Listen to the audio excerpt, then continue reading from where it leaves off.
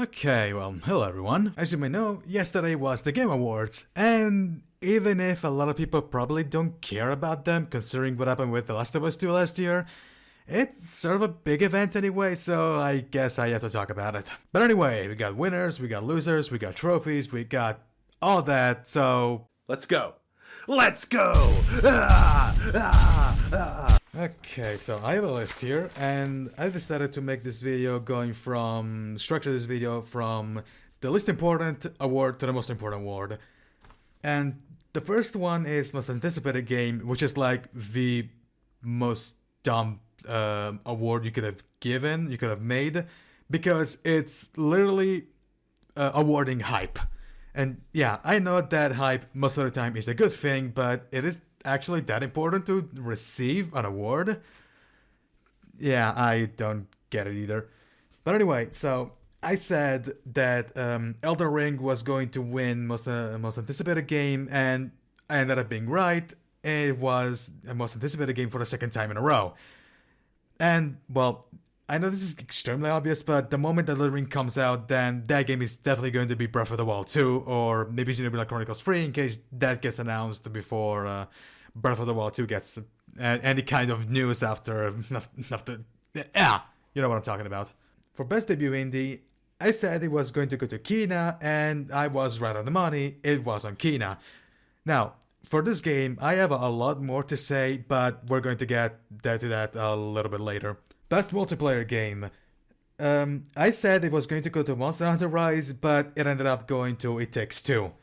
And about my choice, I know everyone is good at giving opinions with the benefit of hindsight, but coming to think of it, it probably was a pretty stupid idea to actually say. It was a pretty stupid choice to pick Monster Hunter Rise when, you know, It Takes Two is made by Joseph Fares, probably the guy who makes the best co-op games ever. And, yeah, I should have probably not picked Monster Hunter Rise, honestly. Now for Best Sports and Racing Game, I said it was going to Forza Horizon 5, and it did end up going to Forza Horizon 5.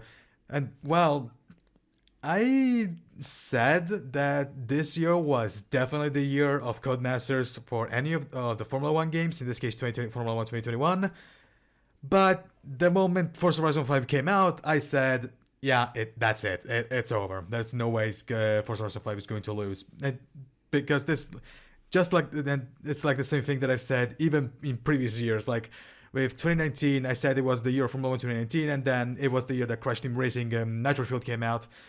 Then in 2020 I said it was the year of Formula 1 2020, and then the other game that I don't remember the name, which I should probably check out while editing this video, ended up winning. So yeah, I should probably stop having expectations for the Formula 1 game, because I know there's going to be a game that is a lot more known eventually, after even before the release of the Formula 1 games or after. In fact, I can already say that next year is 100% going to go to Gran Turismo 7. Best Sim and Strategy Game. I said it was going to Microsoft Flight Simulator, and Age of Empires ended up winning instead. And honestly, I completely forgot just how important Age of Empires was, even back in the old days, I don't know, I have no idea how old is Age of Empires. I'm pretty sure it was, at least Age of Empires 2 was around the Expedia 98 era. But I have no idea when the series actually started. But yeah, I completely forgot about the legacy of Age of Empires, so yeah. That sucks. Best Family Game, I said it was either going to go to Super Mario 3D World plus Bowser's Fury or It Takes Two, and it ended up going to the latter, so yay me! For Best Fighting Game, I said it was going to Guilty Gear Strive, and to the surprise of absolute nobody, Guilty Gear Strive ended up taking home the trophy, because Multi-Blood has shit netcode, and it was borderline unplayable on PC at launch. Nick Brawl also has the same issues with netcode. Virtua Fighter 5, as far as I'm concerned, it died like a week after release, and then there's Demon Slayer, who, let's be real, who I'm pretty sure that people who didn't watch the anime, I find difficult that people who didn't watch the anime were going to buy the game. Unless you're me who wanted to try it for Italian meta attempts that got cancelled. For best RPG, and and this hurts, I said it was going to go to Shin Megami Tensei 5 or SMT 5, and instead Tales of Arise won.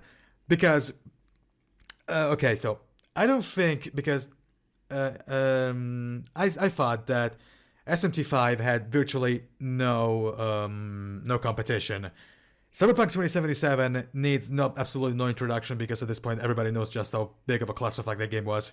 Scarlet Nexus, it's a great game, it's a good game, but nowhere near best RPG level.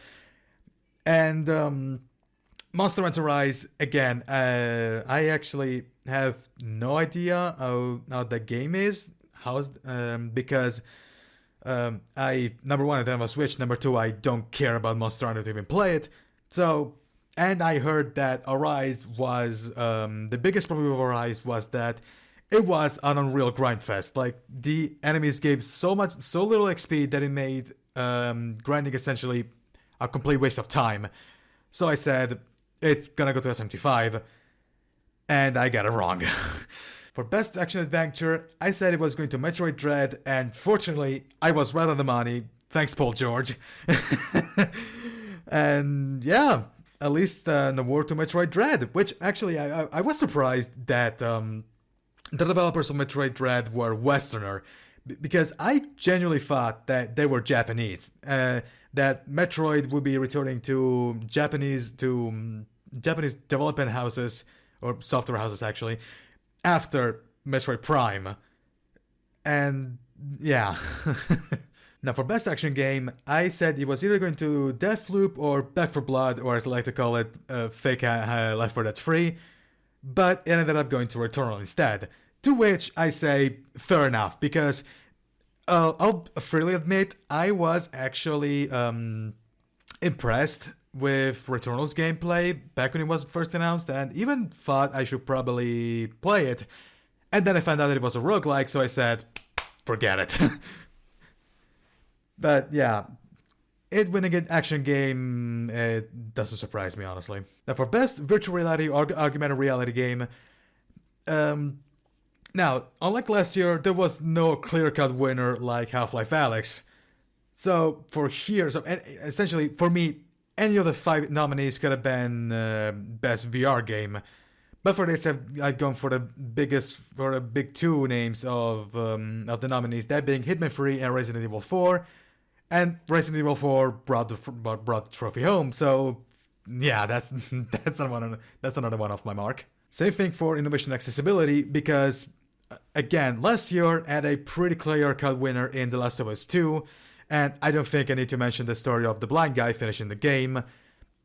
But this year it was a complete crapshoot. I said The Veil, but it could have been anyone, really. In fact, it was Forza Horizon 5. The warning that are going to Forza Horizon 5. Now, for community support, Final Fantasy XIV Online. I'm still shocked that Final Fantasy XIV made such a comeback, because I remember back when the OG Final Fantasy XIV was a thing, and I remember just how bad it was. Like, oh my god, that game almost killed Square's reputation, if not killed Square for good. You could say that Final Fantasy XIII did that first, but today I'd counter-argue that, yeah, okay, 13 did show some cracks, but Final Fantasy XIV was like a bomb going off. And I'm shocked that I'm legitimately surprised of what a big 180 this game did. And just like No Man's Sky, even if I still say that its legacy will never be, this legacy as the greatest game in gaming history will never be erased, even with all the goodwill that Hello Games and the lead developer that I don't remember the name of had after the complete and utter collapse of the complete and utter debacle, actually, not collapse, sorry. That makes no sense. But yeah, I'm surprised this game got as far as it did, and this award makes perfect sense. Now for mobile game, I said it was either going to go to Genshin Impact or Pokemon Unite, and it went to Genshin Impact. Now, in I have a few friends that didn't want Genshin Impact to win because of the debacle of the first anniversary when a fuck ton of play when the game was review bumped to hell and back. Um, but in all fairness, there was no mobile game that was as influential as it was than Genshin Impact this year. Last year, it was the year of Among Us, and yes, now I can actually say the name of the game without fearing for the sus jokes. And but this year, Genshin had virtually no other rivals. It was like it was like seriously, it wasn't even close. Like, let's just put it that way.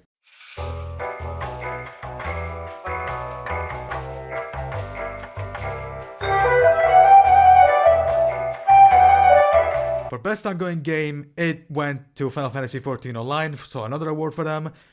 And the only thing I will say about this is I'm pretty sure everyone heard of Square going to panic mode because they actually ran out of codes for Final Fantasy 14 Online because it was such a big deal, because it became such a big deal this year. And yeah, that's all you need to know about this game this year. Now for games for Impact, there was only one game that I did know, and that was Life is Strange True Colors, and that ended up being the actual winner because my sister had to review the game, so I had a first person view of the game. And actually, that applies also to Tell Me Why, which was the last year's winner, which was also another game that my sister had to review. So, twice in a row. I got lucky twice. For best performance, this hurt probably the most. And with this one, I also came up with a reasoning, and that is 2 years ago, a lot of people were upset that Shramili and Chris Acne, who are the voice actors of Rhea and Dimitri in Fire Emblem Three Houses, were not nominated for best performance.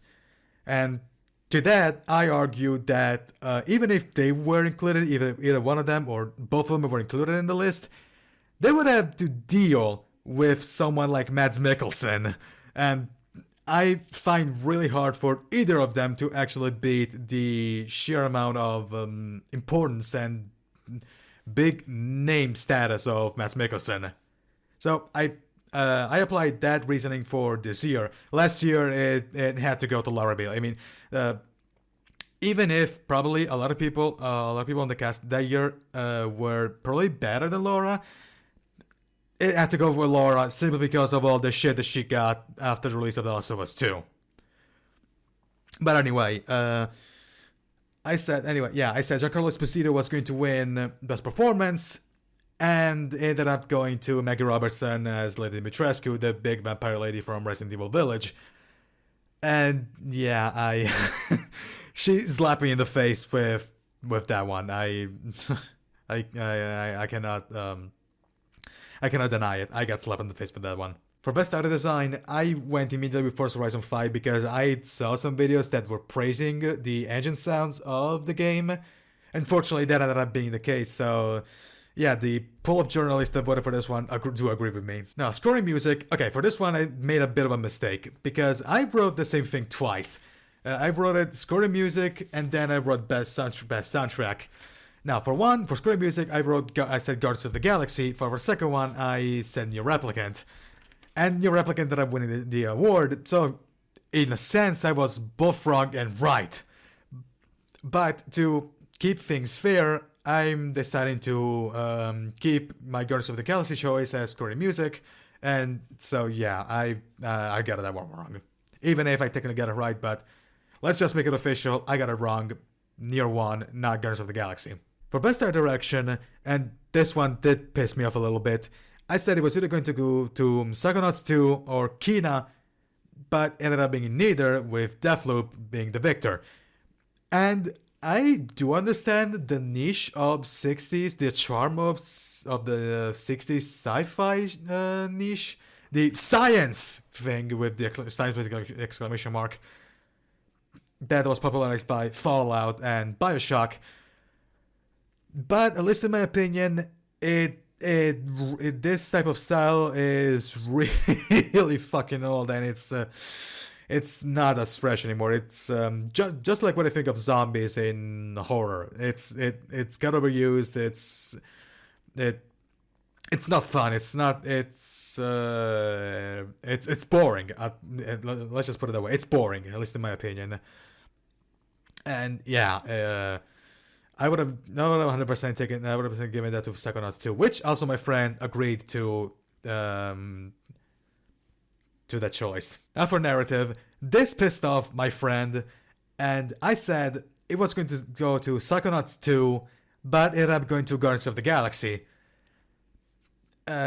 Essentially, his argument was that Guardians of the Galaxy, yeah, it's a good game, but it cannot be best narrative because simply because Psychonauts 2 tackles stuff, very heavy topics that if I'm probably the least qualified person to talk about, if I did talk about them, I'm pretty sure I'd insult someone pretty badly. Well, Guardians of the Galaxy is, for all intents and purposes, we have a term in Italian called tamarrata, that it's essentially trashy. Like, the game is, like, for example, just to make an example, the game God of War, the original trilogy before the original games before the 2018 one, those were exaggerated, and the game fully knew it. That's essentially what tamarrata means. The game, and yeah, my friend was upset that Psychonauts 2 didn't get the award. If anything, he was upset that Psychonauts 2 didn't win anything this year. It got nominated a lot, but it never won anything, which I'll admit I'm also surprised because I thought that at least it would win something, at least one award. Nothing, none, zero. Now for best game direction, I said it was going to Returnal, but ended up going to Deathloop. And now I just remembered that my sister, who also had to review Deathloop, said about the ending and that it was bad because it was sudden. It was like this. That was supposed to be a finger snap, but whatever. There was no build up. It was like this. Like, that's that. That's the ending. No build up, no nothing. Now, I didn't play the game itself. I just watched it with my. I just watched my sister play it, so I cannot say much. But this is what my sister thought. So yeah. And last but not least, and of course the most important one, overall game of the year. And here I said it was either going to go to Metroid Dread or Resident Evil Village, but it ended up going to It Takes Two. And I'm pretty sure everyone can agree with me that nobody saw that coming, because more often than not, the game that wins at the Game Awards is not necessarily the game that deserves it. For example, like last year, it could have been, probably, people would argue that either Ghost of Tsushima or Doom Eternal would have been the absolute, the game that absolutely deserved to be Game of the Year rather than The Last of Us 2. Not to mention that this game is an indie, the first indie winner, the first game of the year to win, the first indie to win Game of the Year, which I'm not gonna call it as a wake up call because I don't like to be like that. I don't like to be like, all AAA suck. We need to go back to India of the future and all that. But yeah, it's oh fuck, how can I say it? It's something. It's definitely something. It's definitely something. Yeah. And well, that about wraps it up for this video. So, if you liked it, give it a like. If you didn't like it, go away. If you want to see more content like this, hit subscribe and click the notification bell so you get a notification when this video drops. I have nothing else to say other than see you in the next video, everybody. This is SciFi, signing out.